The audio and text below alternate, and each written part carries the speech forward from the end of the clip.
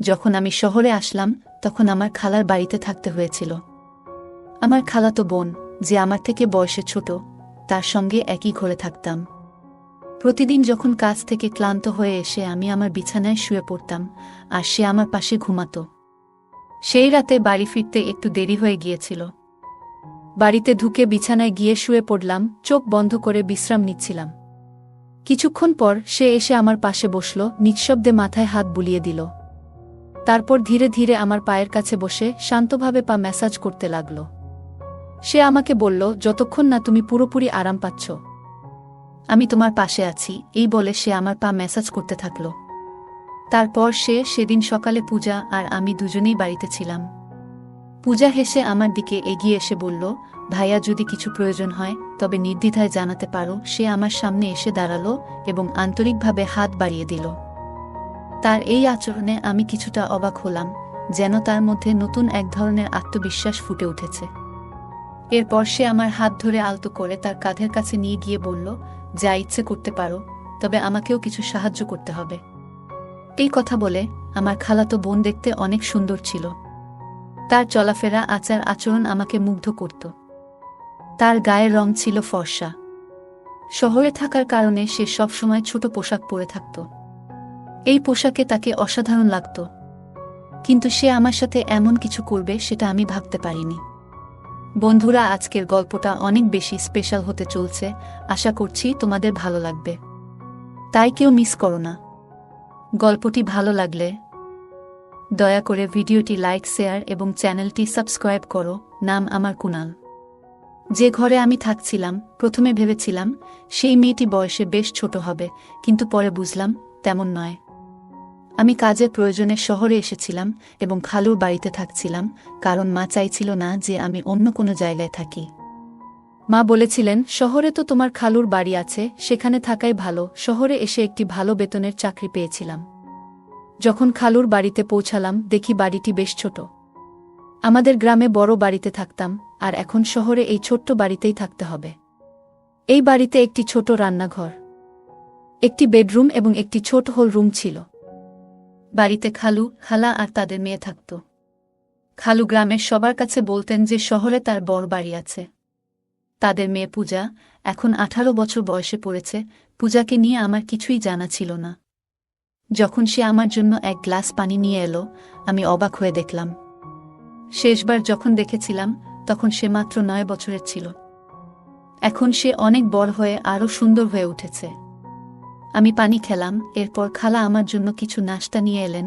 আমার খালু আমাকে দেখে বেশ খুশি হয়েছিলেন, কারণ মা আগেই তাকে বলে রেখেছিলেন যে আমি কিছুদিন শহরে তাদের বাড়িতে থাকব। যদিও আমার একটি ভালো বেতনের কাজ ছিল, মা বরাবরই বলতেন যে অন্য ছেলেদের সাথে থাকলে আমি হয়তো খারাপ হয়ে যাব। তাই মায়ের ইচ্ছাতেই খালুর বাড়িতে থাকার সিদ্ধান্ত নিয়েছিলাম। যখন আমার খালাতো বোন পূজা আর আমি প্রথম দেখা করলাম, সে আমাকে দেখে কিছুটা চুপ ছিল। খালু খালার বাড়িতে একটা ছোট ঘর ছিল পূজার জন্য, আর খালু খালা নিজেরা হল ঘরেই ঘুমাতেন। আমি খালুকে বলেছিলাম, মাঝে মাঝে আমার কাজ করতে করতে দেরি হয়ে যায়, তাই একটু আলাদা ঘরের দরকার। খালু বললেন, আমি যেন পূজার ঘরেই থাকি। পূজা কিছুদিনের জন্য হলে চলে গিয়েছিল, আর আমি তার ঘরে থাকছিলাম। কিন্তু কয়েকদিন পর পূজা বলল যে হলে তার ঘুম ঠিক মতো হচ্ছে না, তাই আবার ঘরে ফিরে আসলো। এরপর থেকে সে আমার পাশে ঘুমাতে লাগল। পূজা দেখতে সুন্দর, আর তার বয়সও বাড়ছে। সেই রাতগুলোতে কখনো কখনো ঘুমের মধ্যে ভুল করে আমার হাত তার দিকে চলে যেত, কিন্তু আমি দ্রুত নিজের হাত সরিয়ে নিতাম। এরপর এক রাতে অনুভব করলাম সে যেন আমার পাশে আরও কাছে এসে শুয়ে আছে। ভেবেছিলাম হয়তো নিছকই কাকতালীয়, তবে এরপরের রাতগুলোতেও এমন অনুভূতি হচ্ছিল।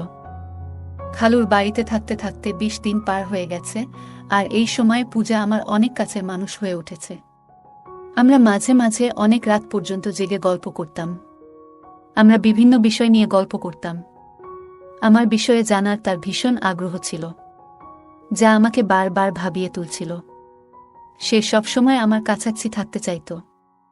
মাঝে মাঝে খালা আমাদের গল্প করতে দেখতেন, কিন্তু তেমন কিছু বলতেন না, কারণ খালা আমাকে ভীষণ বিশ্বাস করতেন। এক রাতে আমি দেখি পূজা তার ফোনে কিছু দেখছে।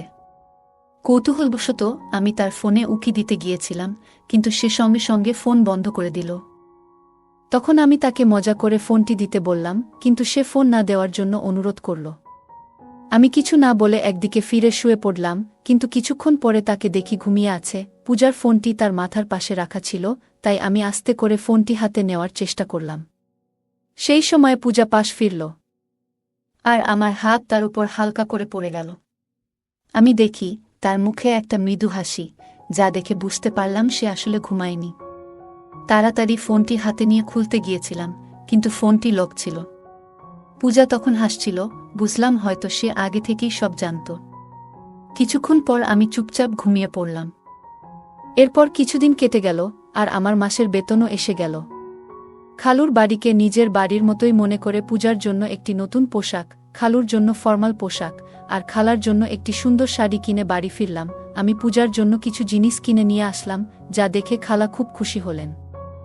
পূজা এখন আমার সঙ্গে আগের চেয়ে অনেক খোলামেলা কথা বলতে শুরু করেছিল। এমনই এক রাতে আমি পানি খেতে উঠে দেখি পূজা আমার পাশে নেই। ঘরের দরজাটাও খোলা ছিল। বাইরে গিয়ে দেখি রাত তখন 2টা বাজে। পূজা হলের পর্দা সরিয়ে কিছু দেখার চেষ্টা করছে। কৌতূহলবশত আমি তার পেছনে দাঁড়িয়ে দেখার চেষ্টা করলাম যে সে এত রাতে কি দেখছে। পূজার পাশেই দাঁড়ালাম, আর সামনের দৃশ্য দেখে তাকে আলতো করে পাশ ফিরিয়ে নিয়ে গিয়ে হাত ধরে ঘরে নিয়ে এলাম। আমি বললাম, পূজা, এটা ঠিক নয়। রাতে মা বাবার ব্যক্তিগত সময়ে উকি মারা মোটেই সঠিক নয়। পূজাকে এইভাবে দেখায় আমার একটু বিরক্ত লাগলো, আর সে দ্রুত ক্ষমা চেয়ে বলল, ভাইয়া, দয়া করে এই বিষয়টি নিয়ে কাউকে বলো না। আমি আর কখনো এমন কিছু করব না। আমি কিছু বুঝতে পারিনি। আসলেই পূজার ভুলটা হয়তো খুব বেশি ছিল না। খালু খালার মেয়েটা বড় হয়ে উঠেছে, আর তাদের এখন কিছুটা ব্যক্তিগত পরিসর দরকার। পরের দিন আমি খালুকে বললাম, খালু, এখন সময় এসেছে আপনি একটা বড় বাড়ি কেনার কথা ভাবেন। আমি খালুকে বললাম, এখন আমাদের পূজা বড় হচ্ছে, ওর নিজের একটা আলাদা ঘর দরকার, আর আপনাদেরও। বড় বাড়ি হলে সবার জন্য ভালো হবে। খালু বললেন, 3জন মানুষের জন্য বড় বাড়ির দরকার নেই। তুমি এসে চতুর্থ হয়েছ, কিন্তু আমাদের এখনো কোনো অসুবিধা হচ্ছে না। তাহলে বড় বাড়ির প্রয়োজন কেন? খালুর এ উত্তর শুনে আমার মুখটা একটু মলিন হয়ে গেল। ঠিক তখনই আমার ফোন বাজল। ফোনে মা ছিলেন। মা বললেন, আমি তোমাকে একটি মেয়ের ছবি পাঠিয়েছি, দেখো তো তোমার কেমন লাগে। আমি মাকে জানালাম, মেয়েটি দেখতে বেশ ভালো লেগেছে। মা এতে খুশি হয়ে জানালেন 20 দিনের মধ্যে বিয়ের ব্যবস্থা করবেন। 20 দিন পর আমার বিয়ে হয়ে গেল। কিছুদিনের ছুটি কাটিয়ে আমি আবার কাজের জন্য শহরে ফিরছিলাম, তখন মা বললেন, তোমার স্ত্রীকে সঙ্গে নিয়ে যাও। এরপর আমি আমার বউ তানিয়াকে নিয়ে শহরে চলে এলাম। প্রথমে আমরা খালুর বাড়িতেই উঠলাম। পূজা তখন তার ঘর ছেড়ে বাবা মায়ের সঙ্গে হোলঘরে ঘুমাত, আর আমাদের ঘরটি আমার আর তানিয়ার জন্য ছেড়ে দিল। তানিয়াকে নিয়ে শহরে আসার 3য় দিন পার হচ্ছিল। এরপর হঠাৎ এক রাতে কিছু অপ্রত্যাশিত ঘটনা ঘটল। আমি যখন আমার স্ত্রী তানিয়া পাশে ঘুমাচ্ছিলাম, হঠাৎ দেখি হল থেকে কেউ উকি দিচ্ছে। তাকে দেখে আমি দ্রুত তানিয়া পাশ থেকে উঠে বসলাম। আমাকে উঠতে দেখে সে চুপচাপ সরে গেল। তখন আমি ভাবতে লাগলাম, যদি তানিয়া এই শহরের পরিবেশে মানিয়ে নিতে পারে, তাহলে আগামী মাসেই আমরা আলাদা থাকার জন্য একটি ঘর খুঁজে নেব। কারণ আমি শহরে আসার পর থেকেই আমার খালাতো বোন আমাকে বিশেষ নজরে রেখেছিল। কিন্তু জানি না কেন, কিন্তু 5 দিনের মধ্যেই তানিয়া শহরটিকে অপছন্দ করতে শুরু করল।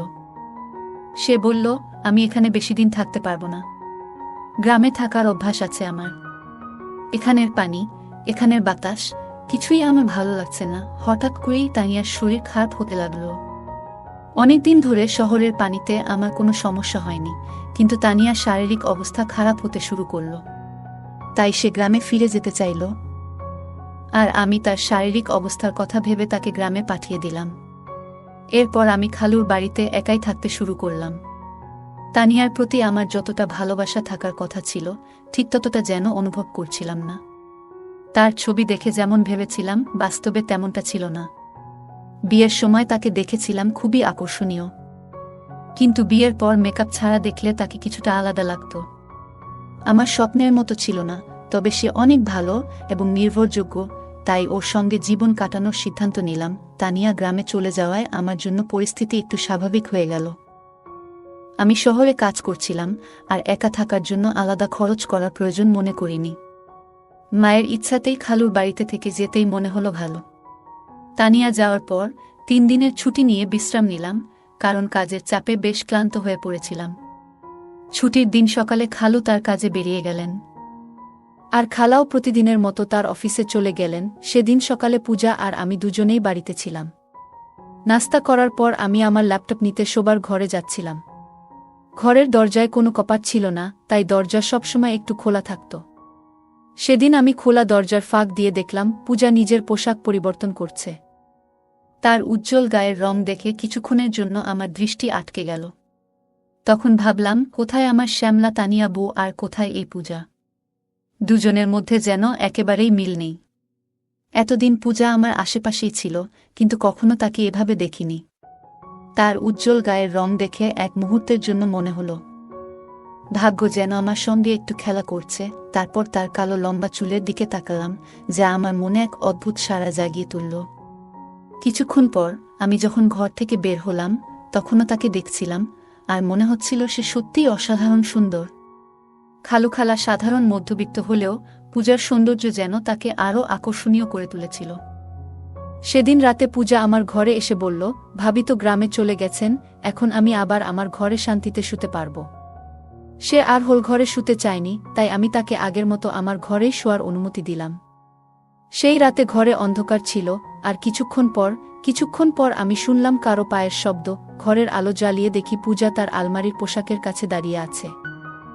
আমি তার কাছে গেলাম, কোনো কথা না বলে আমার শার্ট খুলে রেখে দিলাম, তারপর আলো নিভিয়ে শুয়ে পড়লাম। মনে হলো পূজাও হয়তো পোশাক বদলানোর জন্য দাঁড়িয়েছিল, তাই আলো নিভিয়ে দিয়েছিলাম। কিছুক্ষণ পর আবার একবার আলো জ্বালালাম, তখন দেখলাম পূজা ছোট পোশাকে দাঁড়িয়ে আছে। তাকে এভাবে দেখে আমি একটু লজ্জা পেলাম। তারপর আবার আলো বন্ধ করে ঘুমিয়ে পড়লাম। সে সবসময় ছোট পোশাক পরত, যা তাকে অসাধারণ লাগত।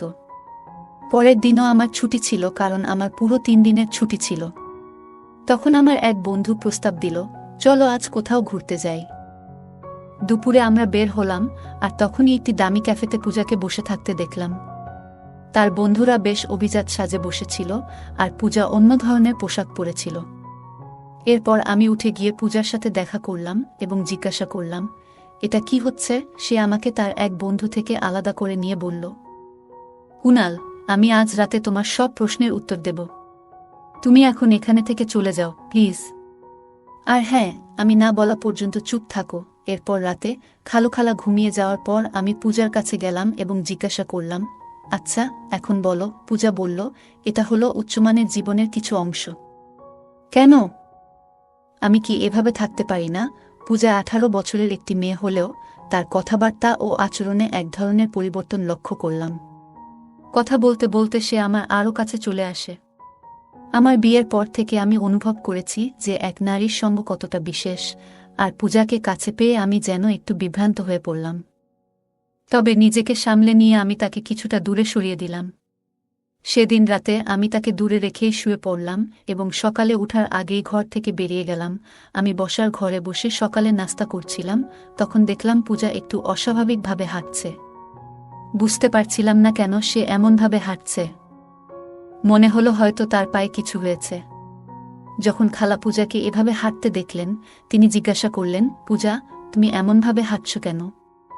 পায়ে কিছু হয়েছে নাকি? পূজা সরাসরি আমার দিকে তাকিয়ে বলল, কুনালি ভালো জানে আমার পায়ের কি সমস্যা হয়েছে। তার এভাবে ইঙ্গিত করায় আমি কিছুটা বিব্রত বোধ করলাম, কারণ আমি নিজেই জানতাম না কেন সে আমাকে এভাবে বলল।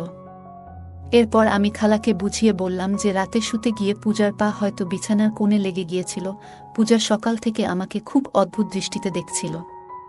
আমি ভাবলাম খালা কাজের জন্য বেরোলেই তাকে জিজ্ঞাসা করব কেন সে এমন মিথ্যে বলেছিল।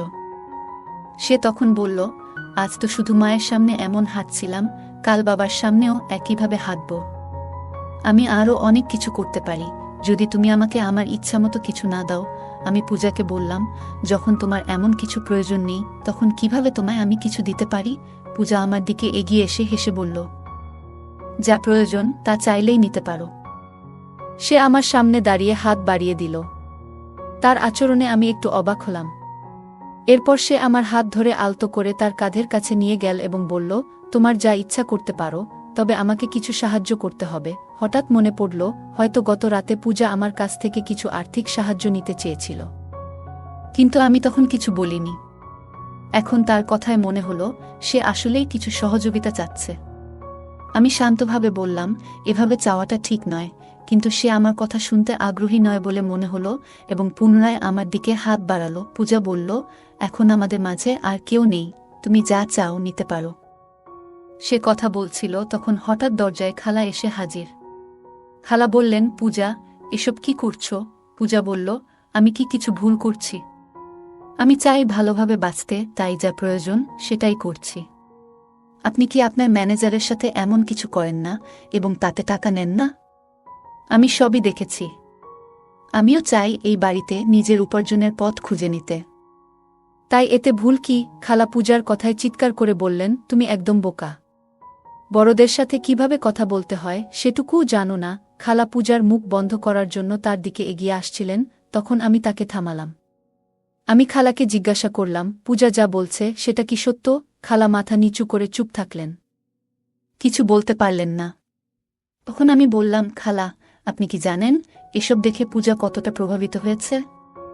আমি এই বাড়িতে আসার পর একবার নয়, দুবার পূজাকে আমার পকেট থেকে টাকা নিতে দেখেছি। শুধু একবার নয়, একাধিকবার আমার টাকা হারিয়েছে। হয়তো আপনাদের আচরণের কারণেই সে এমন করছে। আমি সবসময় শান্ত থাকতাম, এই পরিবারের কোনো সদস্যের উপর কখনো সন্দেহ করিনি। তবে এখন মনে হচ্ছে পূজার এই সমস্যার স্থায়ী সমাধান করা জরুরি, কারণ তার অবস্থা দিন দিন খারাপের দিকে যাচ্ছে। পূজাকে টাকা নিতে দেখার পর থেকেই আমি তার দিকে নজর রাখছিলাম। সে এখন আমার সামনে আর টাকার জন্য চেষ্টা করতে পারছে না।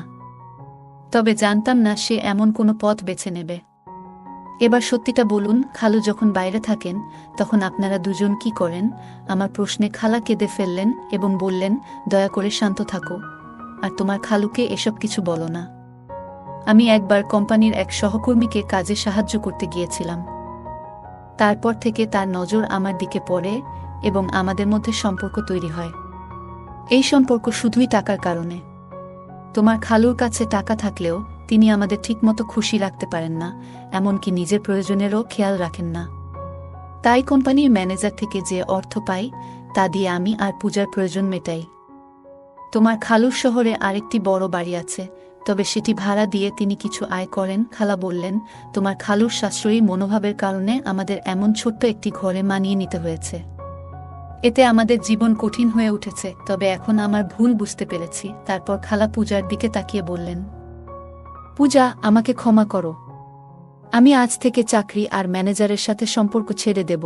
পূজা বলল, মা, আমি ইচ্ছে করেই এসব করেছি যাতে আপনি এই পথ ছেড়ে দেন। যখন কুনাল দাদাভাই আমাকে টাকার জন্য সন্দেহ করেন তখন তাকে পুরো সত্যটা বলেছিলাম। আপনি নিজের কর্ম নিয়ে ভাবেননি, আর আমার চোখ খুলে দেওয়ার জন্য কুনাল দাদাভাইয়ের প্রতি আমি কৃতজ্ঞ।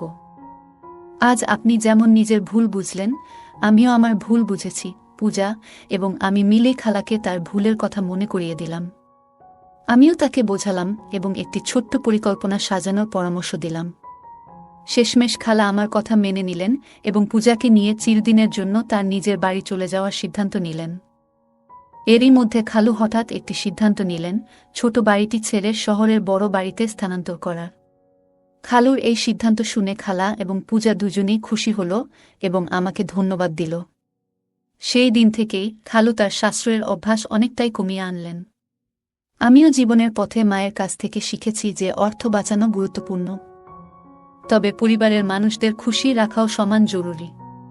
যদি কেউ সবসময় তার স্ত্রী ও সন্তানদের সব কিছুতেই মানা করে, তবে তারা ভুল পথে যেতে পারে। একজন মানুষ তার পরিবার এবং নিজের জন্যই উপার্জন করে। সঞ্চয় করা ভালো, তবে নিজের পরিবারকে কষ্ট দিয়ে নিজের জীবনকে সীমাবদ্ধ রেখে সঞ্চয় করা ঠিক নয়। অতিরিক্ত সাশ্রয়ী মনোভাবের কারণে কখনো কখনো আমাদের পরিবারের কেউ দুর্ভাগ্যের মুখোমুখি হতে পারে। তাই টাকা জমাতে হবে, তবে এতটাই যেন আমরা আমাদের জীবন উপভোগ করতে না ভুলে যাই। পরিবারকে ভালো রাখার জন্য টাকা জমানো প্রয়োজন, তবে পরিবারের সদস্যদের প্রতি যত্ন ও খুশির বিশ্বাসটি ত্যাগ করা ঠিক নয়। যদি পরিবারের সঙ্গে যুক্ত কেউ অতিরিক্ত সাশ্রয়ী হয়, তবে এর নেতিবাচক প্রভাব হতে পারে। অর্থ জমানোর সাথে সাথে পরিবারের সদস্যদের চাহিদা এবং মানসিক অবস্থার প্রতিও যত্ন নেওয়া জরুরি। পারিবারিক সমস্যাগুলি সময়মতো আলোচনা করে সমাধান করা প্রয়োজন। যদি খালা এবং পূজার মধ্যে কথোপকথন না হতো, তাহলে সমস্যাগুলি আরও জটিল হয়ে উঠত। একে অপরের কথা শোনা, ভুল বোঝাবুঝি দূর করা এবং সমস্যা নিয়ে খোলামেলা আলোচনা করা অনেক ক্ষেত্রে সমাধানের পথ খুলে। একজন মানুষ তার পরিবারের জন্যই পরিশ্রম করেন, তাই তাদের সুখ ও সন্তুষ্টি নিশ্চিত করাও তার দায়িত্ব। পরিবারের চাহিদা পূরণে সচেতন না হলে সদস্যদের মাঝে অসন্তোষ জন্মাতে পারে এবং তারা ভুল পথে যেতে পারে। গল্পের শেষে খালা ও খালু তাদের ভুল বুঝতে পেরে পরিবর্তনের সিদ্ধান্ত নেন।